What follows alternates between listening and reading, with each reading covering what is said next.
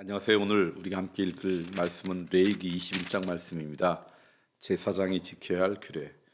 여호와께서 모세에게 이르시되 아론의 자손 제사장들에게 말하여 이르라 그의 백성 중에서 죽은 자를 만짐으로 말미암아 스스로를 더럽히지 말려니와 그의 살붙인 그의 어머니나 그의 아버지나 그의 아들이나 그의 딸이나 그의 형제나 출가하지 아니한 처녀인 그의 자매로 말미암아서는 몸을 더럽힐 수 있느니라. 제사장은 그의 백성의 어른인즉 자신을 더럽혀 속되게 하지 말지니라. 제사장들은 머리털을 깎아 대머리 같게 하지 말며 자기의 수염 양쪽을 깎지 말며 살을 베지 말고 그들의 하나님에 대하여 거룩하고 그들의 하나님의 이름을 욕되게 하지 말 것이며 그들은 여호와의 화제 곧 그들의 하나님의 음식을 드리는 자인즉 거룩할 것이라. 그들은 부정한 창녀나 이혼당한 여인을 취하지 말지니 이는 그가 여호와 하나님께 거룩함이니라.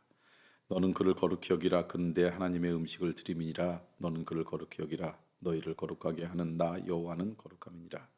어떤 제사장의 딸이든지 행음하여 자신을 속되게 하면 그의 아버지를 속되게 하매니 그를 불살을지니라.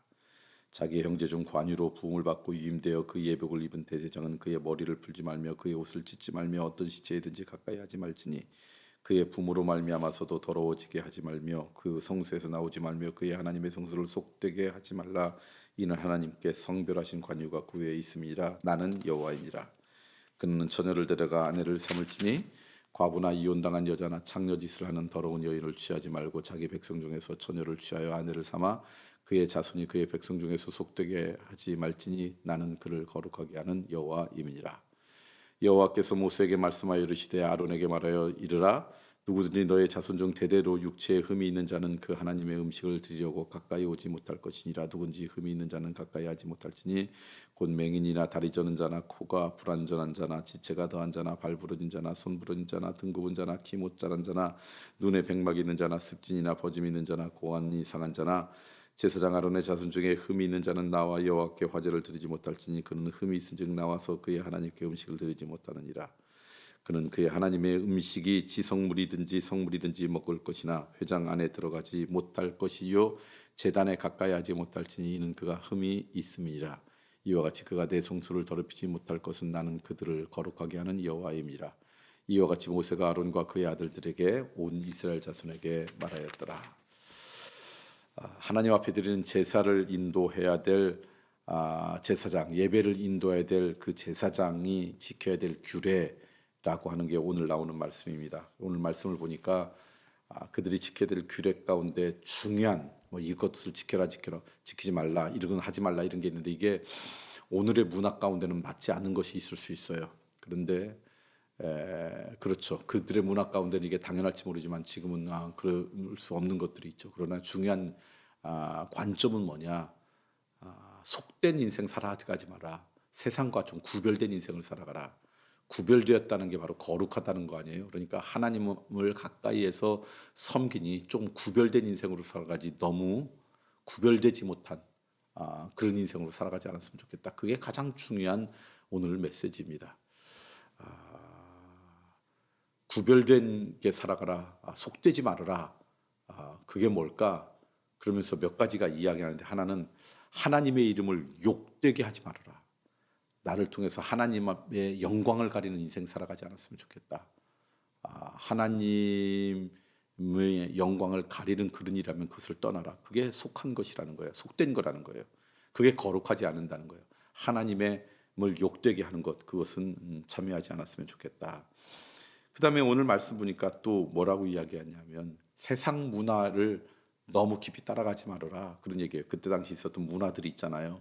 그때는 그게 문화였는지 모르지만 어떤 경우는 그런 문화 가운데도 좀 구별되라.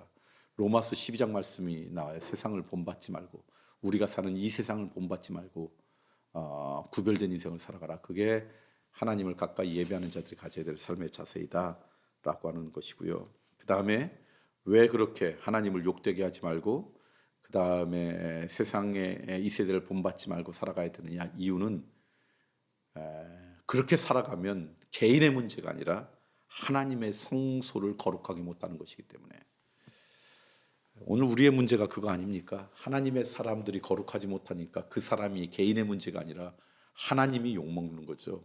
예수 그리스도를 주님으로 모신 사람들 가운데 구별되지 못하고 속된 인생으로 살아가니까 예수님마저도 그런 취급을 받는 거죠. 그래서 하나님의 성소를 속되게 하지 말라. 다시 말하면 그 성소를 구별하고 아름답게 하려면 그 성소를 지키는 자, 그곳에서 예배드리는 자부터 먼저 거룩해져야 된다라는 말씀이에요.